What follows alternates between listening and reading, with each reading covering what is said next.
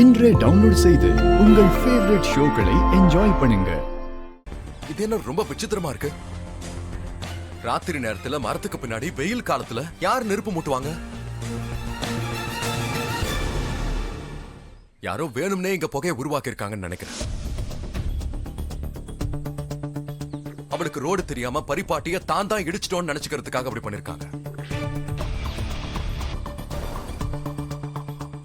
போதும், கொஞ்சம் நிறுத்துங்க மிஸ்டர் மோகன்.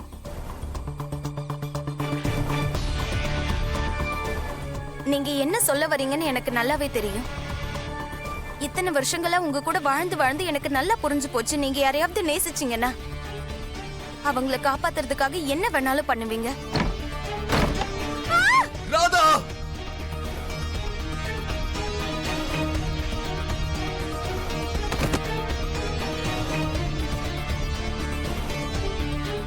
அதனால இப்ப குஷியை மறைக்கிறதுக்காக இஷ்டத்துக்கு நீங்க ஏதோ கதையை சொல்லிட்டு இருக்கீங்க.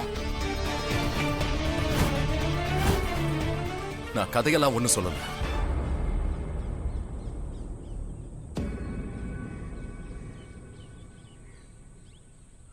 இதோ இது உண்மைதானே? புகையை உருவாக்க வெறும் தேங்காவை மட்டும் எரிக்கல, சாம்பிராணி கல்லையும் போட்டிருக்காங்க.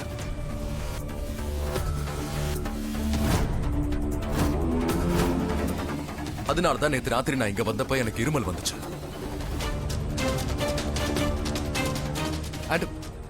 முக்கியமான விஷயமே, இந்த இடத்துல நான் எந்த ரத்த கரையும் பார்க்கல.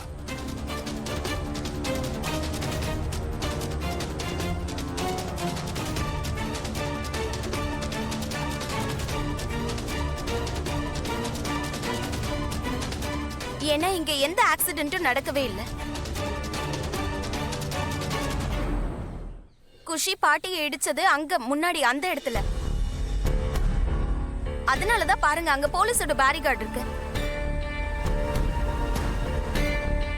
ஒருவேளை இந்த புகை இல்லப்பா, நிஜமா ஆக்சிடென்ட் இங்க தான் நடந்துச்சு. அத பாருங்க, அந்த போஸ்டர்.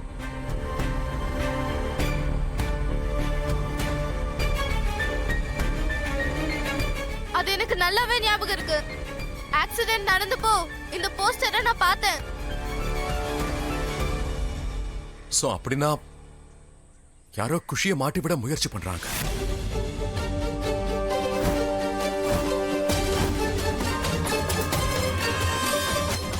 நீங்க என்ன சொல்றீங்க? அதாவது குஷி சொல்றது உண்மைதான், அவன் நிரபராதின்னு சொல்ல வர. யாரோ அவளை வேணும்னே மாட்டிவிட முயற்சி பண்றாங்க. குஷியை மாட்டிவிட யாரு முயற்சி பண்ணுவாங்க மிஸ்டர் மோகன்? யுவன் அங்கிள்.